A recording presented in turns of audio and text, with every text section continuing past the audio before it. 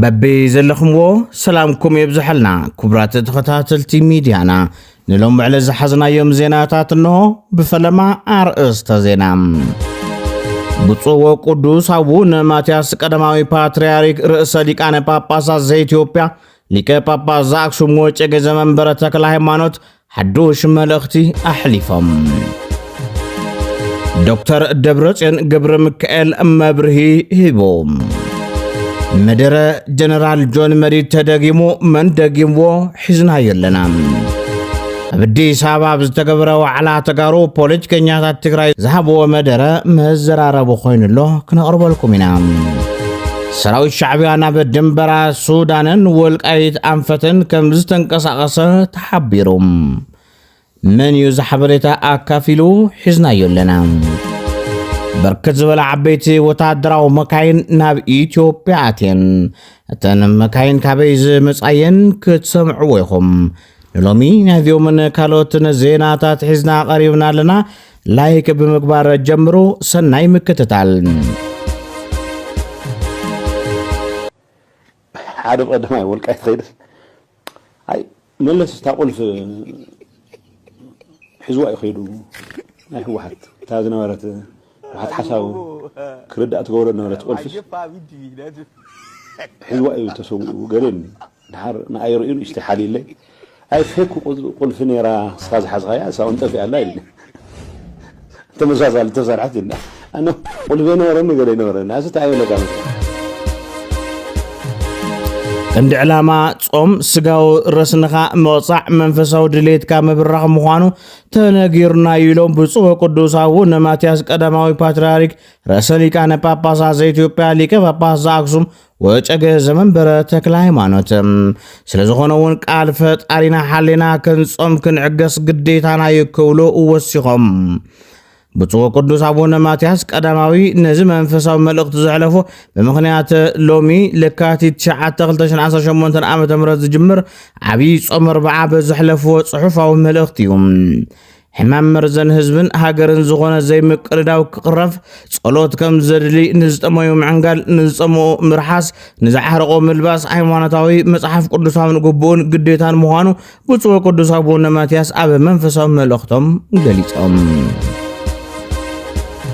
عززت سراويتن مرحتي بوليتيكا تግራይን أحمد لحسنا تلعلنا زبل بيل مورالاو موغوتا يكونن كبل جنرال يوحنس منغاك تزاريبوم زي بجنرال صارقان زتزربه زبلو جنرال يوحنس منغاك بدم نصحات يوم موص يوم كبل تزاريبوم حرج حق نغيركم نيرو جنرال حلفهم جندو صارقان حمد لنا كينكا اورقمنا مصينا سيرنا يلو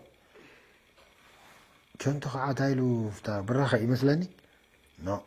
نايتولد الدم ستينا الى متينا ني بخلاش نقاطعت نلقوا سباتما ادراش نفرح وينا مستغن ديس ارم غيرو مكلاكان فيدرال بوليس طرح اكل غيرو نوعو خبليك على هذه تبيلف كرت بيلف وين قات ما غزن لخن من تايبلني نعاد من تايبلني انا حزي سمين از بحالما وا سخن كاساي عبدا كنكم كتفكروا نيركم بجت دمديوم ترات عند دخل من معدار انت مديوكا بجت خاتم دو تفلطوا داتا عندك هذا بجتنا معدار لسه شيطان وني لي خوني لك نو هذا زي مرحله سمع انا كو زرع لني سقال دم لني زغور كنت زغور بتعفرني وقلوس مساهم تلز نوري كونكون بسرس تقاريهم بقى زي قايم مسعونتي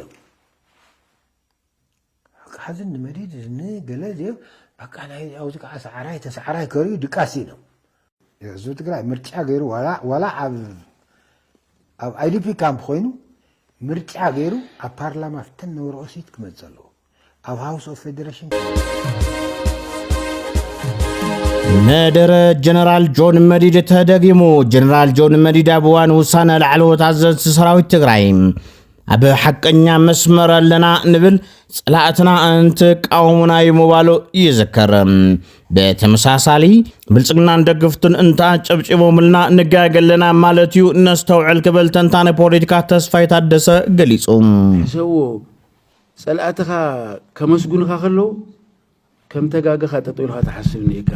انا برصقنا تنጨብጭቡለይ ካፍታላ ህዝብ ትግራይ ድሌትን በሃግን ወጽእን ይሆ ማለት ዋይ ተይሉ ግን አብልክ ያለኻ ማለት ተስተውስተ ኮይንኩም ሰራዊት ትግራይ ካብ ኮር ላዕሊ ግዛዕ ዝወርሱ ፌክ ይግደፍዎ ናብ ኮር ላዕሊ ውሳኔ ይኮነ ናይቲ ሰራዊት ውሳኔ ክፈላልዮም ደልዮም ግን ናብ ኮር ግዛዕ ተባሂሉ ሽዑ ጫው ተባሂሉ ልክዕ ስለ ዝነበረ ፔሪድ ልክዕ ክንኾን ከለና ማጫው እዮም ዝብሉሶም ክንጋገ ከለና የንጨውጭውልና ይስሕቁልና ልክዕ ይኹም የሞግሱና ከምተም ሕዝ ዘሞግሱዎም ዘለው ማለት ስለዚ ኣነ ብደም በስተውዕና ክንኸተን ንኽእል ኣብ ዝረኸብናዮ ከባቢ ከዓ መናእሰይ ሓደ ግዜ ሪኢኹሞም ተኮይንኩም ኮፍ ኢሎም ዘይልክዕ ዝኾነ ሓሳብ ይዞም ከውግዑ ከለው ኣይምልከተን ንና ክንኸድ እዩ ዶክተር ደብረጽዮን ገብረ ሚካኤል ኣብ ጉዳይ ለካቲት መልእኽቲ ኣሕሊፉ 11 ለካቲት እንትነኽብር ብዙሓት ዘይስገሩ ዝመስሉ ፈተናታት እንተጋጥሙኻ ብመስመር ጽንዓትን ምትሕግጋዝን ዝስገር ምዃኑ ዘመስከረት ታሪኻዊ ዕለት ኢሉ ዶክተር ደብረጽዮን ገብረ ሚካኤል ቦምበር ውድብ ህዝባዊ ወያነ ሓርነት ትግራይ ሕወሓት ዶክተር ደብረጽዮን ነዚ ዝገለጸ መበል 51 ዓመት ልደት ሕወሓትን ምጅማር ዝተወደበ ቃልሲ ህዝቢ ትግራይን በዓል 11 ለካቲት ነበርቲ ኣሜሪካ ዋሽንግተን ዲሲ እንተኽብሩ ብዙም ኣብ ዝሕለፈሎም መልእኽቲ እዩ ለካቲት 11 ህያውያ ዝበለ ዶክተር ደብረጽዮን እዚ በዓል ብዙሕ ዝተኸፈለሉ ህዝባዊ ታሪክ ከም ዝኾነን ካብ ታሪክ ብጥንካረታትና ብዘጉደልናዮምን ክንመሃር ከም ዝግበአና ድማ ኣገንዚብሎም ኣብዚ እዋን ውዕል ሰላም ፕሪቶሪያ ተጣሒሱ ህዝብና እውን ተበቲኑ ዘሎ ዝበለ ዶክተር ደብረጽዮን ንሱ ከይኣክል ድማ ጸላኢና ብሓድሽ ዕፅዋን ክባነእትዩ ብዙሕ ፀቕጥታት ይፈጥር ከም ዘሎ ብግብሪ ዝርአ ዘሎ ሓቂ ከም ዝኾነ ኣመላኺቱም ሕዚ እውን ከድቅቆኩም እየ ከጥፍአኩም እየ ዝብል መንግስቲና ረኺብና ዘለና ዝበለ ዶክተር ደብረጽዮን እዚ ድማ ናብ ካሊእ ኩናትን ጥፍኣትን የእትወና ኣሎ ክብል ከሲሱም ለካቲት ብርሃን ውፅዓት ያ ዝብል ጭርሖ ናይ ዩኒኦም ውፅዓት እዩ በሪሁ ዝብል ሕቶ ክምለስ ዝግባእ ኢሉ ፖለቲከኛ ሸዊት ውዳሴ ሸዊት ካብቲ እዋን ጀሚሩ ክሳብ ሎሚ ህዝቢ ትግራይ ብኩሉ መዳይ እናገደደ እምበር ንሓሾ ዝመፀ እዋን ከም ዘለ ህልው ኩነታት ምስክር ምዃኑ ይገልጽ ናይ ለካቲት 11 ጭርሖ ለለው ውፅዓት ተጋሩ ይኾን እዩ ማለት ካልኦት ብሄራት ናይ ካሊእ ዓዲ ሰባት ድዮም ምክንያቱም ቶም ተጋሩ ተኮይኖም ቶም ተጋሩ ሕዘብኦም እዮም ታይ በሪህሎም ናይ ሓቂ በሪህሎም ዲኸ ህይወት ትግራዋይ ካብ 67 ዓመተ ምህረት ናብ 2018 ዓመተ ምህረት ታይ ተቀይሩ ተሓድሽ ነገር መጽዩ ኣየናይ ጸገምና ተቀሪፉ ኣየናይ ስጋኣትና ኣይተወጊዱ ካብ ኩናት ዲናዲሕና ካብ ጥሜት ዲናዲሕና ካብ መከራ ዲናዲሕና ካብ ሽግር ዲናዲሕና መሬትና ካብ ምግባጥ ካብ ስደት ካብ ምፍንቃል ዲና ዓዲ ውዒልና أبي أمني وتم نايلك عصرت حدا وصعت أبي أمني وتم زبرهلا بتخكل كمل لسه اللي حدا حتى السي مقنعتهم توم وصعت توم الملكة توم سوات توم ما بتقرأي لو تجار الحر كوينة أنا اللي فلت حزي عدو تقرأي ملا ملك بمسوعات بس كلنا نسينا دم تنبع حمل الله مربتات حريقة فوق كين دخرتت بالكمل الله عدو تقرأي بب عمتو بب خلط عمتو أمئة تواهيلو مواج وخمل وصله حزون صقعتنيا حزون دخا حزون مناطيت حزون طروي لسته مايسينا مسوعر مسخفتي تدافئ ما يتقدح مخانا الفلطان سو خالي التقالس كمولو محورسب كالي حرالو صخم حزبي كالي برهان لو راح خمولو حبرتسب تحليو نغرونا تجيتاچو رداب صلمت تفطير زنبره ጎንጽ ጠጠም ንባል ፈቲነየ ክብል ተዛሪቦም አይተጌታቸው አበ ቲቢኤስ ቲቪ አበ ዝገበሮ ቃለ ምሕተት ነጀነራል ታደሰ ወረደ ንኽንዘራረብ ድሕረ ምድዋለይን ኣብ መበልካ ላይ ስልክ ምልዓል ኣብይንዩ እቲ ጎንጽ ተጀሚሩ ይብል ታደሰ ዘይቱ ፈልጦት ኮይኑ በሓደ ኮይና ደው ነብሎ ኣነ ሸውዓተ ሃገራት ኣምባሳደራት ጸውዕና همز عينه نجارات له حزب تقرأ أنا خالي قتت كأتو خلوا العدل يفتر له يفولتهم ثم أم بخادرات دار جاي نبروا من هنا إنجليز هايني وكسعره كم زخولي أمز أمنه يلو مالت حساب تأيو بس فهنو باتر أخينا سلمت فيدرال تكوس أي تسبنان نيرنا حدث مساي وقعوا تمريس أخذوا لك إلني طفي سلكين من العلاوي تمام بحث درهم زوركم دولوا بليس دون نبلو أنا خالي قلت كيناتو بس بعد جميرهم تسمع 4 5 سمعتي أما يتات مناسي مستودع ሓንቲ ኢንች ክቃሳቀሱ ይኽእሉ ሓንቲ ኢንች ናት ቢኮዝ ትግራይ ስለ ዘይዋጋ ቢኮዝ ዘይደል ኣብ ዘይደልዮ ነገር ይመእትዮም ብሰላም ክንውድኦ ንኽእሉ ነገር ዘይንፍትን ክሳብ መጨረሻ ንፀመም እንደው ካብ መናእሰይ ክነወድእ ሲ ዋላ ዓመት ንፅናሕ ታደሰ ኣፅቂጡ ግን ይፈልጦ እዩ ይፈልጥ እዩ ትውሳነ ይኹን እምበር ኣብ ራብዓይ መዓልቲ ጀነራል ታደሰ ናብ ፌደራል ባዕሉ ደው ኢሉ ዝፈልጦ የብለይን ኢሉ መሊሱ እዩ ዝበለ ኣይተ ጌታቸው ከምኡ ኢልካ መግለፂ ሃብ ምስተባሃለ እዩ ነቲ መልእኽቲ ለዋዊሱ ኣውፂኡ ኣይብልን ኣብ ራብዓይ መዓልቲ ናብ ጠቅላይ ሚኒስትር ደው ኢሉ ለማ ደው ኢሉ ኣነ ይፈልጦን ነዚ ግጭት ክልዓል ገለ ኣይፈልጦን ኢሉ እሞ ይፈልጦን ኢልካ ግለፅ ኢልዎ መግለፂ ኣይፈልጦን ኣብ ዘይፈልጦ ካልኦት እዮም ገይሮሞ ዝብል ኣነ ብታ ዓቕመይ ዝፈቐደት ለይታ እየ ፕሊስ መግለፂ እናውፃና ከይንጓሃሮ ምክንያቱ ፌደራል መግለፂ ተጠቅዐ ተውፅኡ ፕሬሸር ይክፍጠር መልስ ሃብ ይክበሃል ስለዚ ኣትሊስትስ ዲስካሌት ንገብረሉ መንገዲ ዘይኸድናሉ የለን ዘይረአናዮ ኣምባሳደር የለን ፕሊስ ፀቕጢ ገርኩምስ ሓደ ነገር ገበሩ ሓደ ራብዓይ መዓልቲ ወፅኡ ተታይሉ ቃል ኣትዩ ግን ጠቅላይ ሚኒስትር ኣነ የለኹላን ኢሉ ኣትዩ ከይዱ ግን ዝትኩሶ መሰለናን እቲ ናይ ተፈናቀልቲ ጉዳዩን ተረሲዑ ስለ ዝነበረ እንታይ ዓለም መበራበሪ ክኾነና ኢልና ሰበብ ተወድእ መበራበሪ ዘይፈልጡ ጀጋኑ ቆልዑ ዓለም ኣቴንሽን ናባኻ ኣቃልዋ ናባኻ ክትገበር ምእንቲ ክትብል ኣብ ዘይተዳለወሉ እዚ ዝበሃል ሓገዝ ኣብ ዘይግበረሉ ተራእዩ ዘይፈልጥ እዩ ውጉእ ኣብ ዝኾነ ሕማቕ ኩነታት ኮይና ውጉእ ራሕሪሑ ዝመፅእ መራሒ ነበረ ናብ ናይ ትፔሌ ታሪክ ኣብዛ ናይ ቀረባ ኣብ ኣዲስ ኣበባ ብዝገበረ ዋዕላ ተጋሩ ፖለቲከኛታት ትግራይ ዝሃብዎም መደሮም ካብቶም መደረታት ድማ ኣካል ተደራደርቲ ውዕሊ ፕሪቶሪያ ዝኾኑ ኣሰፋ ኣብርሃ ንሕና ይኮናን ባንዳታት ባንዳነት ምስቲ ምንም ዓይነት ዘራኽቡ ውዕሊ ከይሃለወካ ምስ ሻዕብያ ዝግበር ጽምዶ እዩ ክብል ተዛሪቡ ነዚ ሓሳብ እዚ ድማ መዘራረቡ ኮይኑ ይርከብ ናብ ፌደራል ሓይሊ ዕድመሎ ባንዳ የፀላእ ኢሎምና ባንዳ ምስቲ ውዕል ዘይብሉ ለድኡን ለዋዕሉን ዘይኮነ ሻዕብያ ዝሽርኽ እዩ ባንዳ ማለት ከም ሻዕብያ ፀላኢ ትግራይ ፀላኢ ኢትዮጵያ የለን ፌደራል መንግስቲ ኢትዮጵያ መንግስትና እዩ ሃገርና እዩ ውዕል ኣለና ሕገ መንግስቲ ለና ዘተኣሳስር ምስ ፌደራል መንግስቲ ምስራሕ ኣፍቱ ዓለም ዝረአዮን ዝመስከሮን ውዕል ተደሪካና ህዝብኻን ናመነትካን ክብሪ ንምውሓስ ምቅላስ ህዝባውነት እዩ ብኣውርኡ ግን ፀገማትና ምስ ማእኸላይ መንግስቲ ኮይና ኢና ክንፈትሕ ንኽእል ምስ ሻዕብያ ኮይና ክንፈትሕ ይንኽእል ምስ ሻዕብያ ኮንካ ዝፍታሕ ፀገም የለን ብኩናት ዝፍታሕ ፀገም የለን ብሰላም ምስ ማእኸላይ መንግስቲ ኮይና ሕቶና ከይገደፍና ኢና ንፈትሕ ምዕራብ ትግራይ መምላስ ዘይምምላስ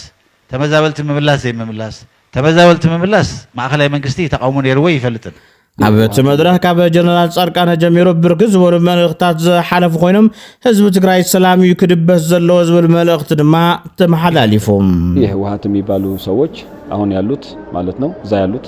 የወጡ አሁን ፕሪቶሪያ እንዲከበር ነው የሚፈልጉት ፈራሚ ናቸው እና አቶ ጌታቸውን ጨምሮ ማለት ነው ከዛ ውጭ ያሉት ግን ከኤርትራ ጋር በደንብ እየሰሩ ነው ከሻዕቢያ ጋር ማለት ነው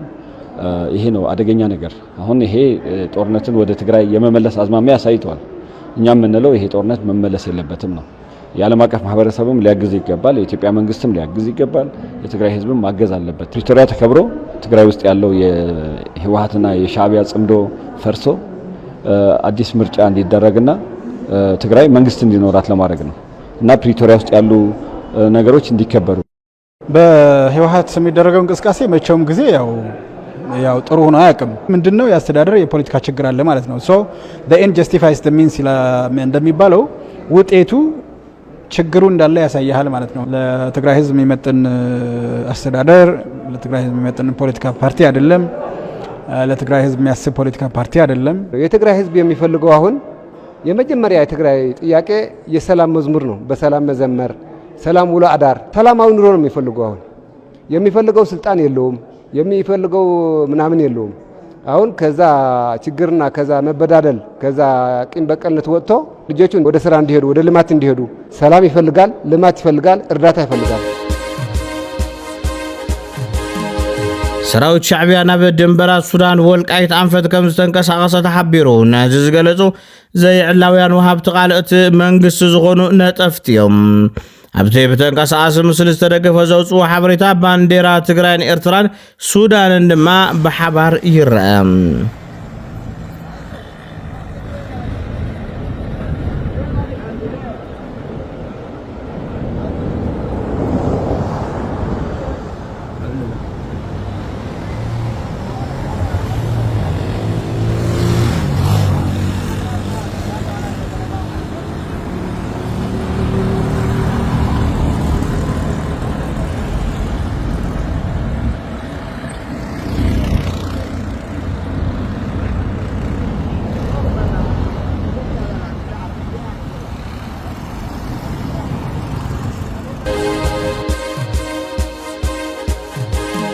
ሰራዊት ምክልኻል ኢትዮጵያ በዝሓለፉ 3 ዓመታት ካብ ኣገልግሎት ንዝወፁ ነባር ኣባላት ሰራዊት ዳግማይ ንኽፅምበሩ ፃውዒት ኣቕሪቡሎም።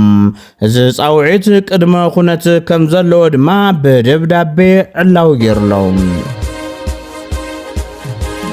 ፖለቲከኛ ጀዋር መሐመድ ኣብ ኩሽ ሚድያ በዝገበሮ ቃለ መሕትት ኣብይ ኣሕመድ ልዕሊ ደርጊ ጨካኒ ዝብል ሓሳብ ኣካፊሉ ኣብ ግዜ ደርጊ ብቀይሕ ራሕዲ መቕተልቲ ክፍፀም ከሎ ዝሓለፍካዮ ቀይሕ መስመር እንታይ ከም ዝኾነ ብግልፂ ዝፍለጥ ምዃኑ ናይቲ ማለት ተዘክሮ እዩ። እንተኾነ ሎሚ ግን እዚ የለን ብምባል ንምንታይ ከም ትቕተል እውን ኣይትፈልጥን፣ እንታይ በዲልካ ከም ትእሰር እውን ኣይትፈልጥን፣ እንታይ በዲልካ ከም ትርሸን እውን ኣይትፈልጥን፣ ናይ ምርሻንን ነንሕድሕድካ ምቅትታልን ደረት ኣልቦ ኮይኑሎ ይብል። ሕዚ ቀታሊኻ መን ምዃኑ እውን ኣይትፈልጥን፣ እኳስ ዕጡቓት ሓይልታት መንግስቲ ካልኦትን ብዙሓት እዮም ይብል ጀዋር። ብዙሓት መንግስታት እዮም ዘለዉ ኣብ ልዕሊ ኣብ ዞባ ሽመልስ ኣብዲሳ ጥራሕ ዘይኮነስ ኣብ ታሕቲ ኣብ ወረዳታት ንርእሶም ጎይተት ኩናት ዋር ሎርድስ ዝሸሙ ውልቀ ሰባት ኣለዉ። ሓደ ፖሊስ ይኹን ሓደ ምልሻ ገንዘብ ሓቲቱካ እንተዘይብካዮ ሸኔ ብምባል ይቐትለካ። ስለዚ ድማ እዋን ብልፅግና መእሰሪኻን መረሸኒኻን ምክንያት እኳ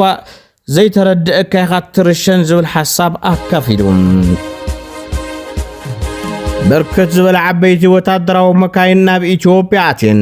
እተን ካብ ኢማራት ዓረብ ንኢትዮጵያ ዝተበርከታ ወታደራዊ መካይን ናብ ከተማ ደብረ ዘይት ከም ዝኣትዋ ድማ ተፈሊጦም። ሰራዊት ሱዳን ኣብ ዶብ ቻድ መጥቃዕቲ ድሮን ኣካይዶም። ሰብዓ ኣልቦ ነፈርቲ ሰራዊት ሱዳን ኣብ ጥቓ መሳገር ዶብ ሱዳንን ቻድን ኣብ ዝርከበ መኽዝናት ተተኮስትን ነዳድን RSF ዕውት መጥቃዕቲ ምክያደን ተገሊጹሎም። دعم السريع RSF بتشادن إثيوبيا نزل على حاجز كم زجبر لدما زفلت يوم.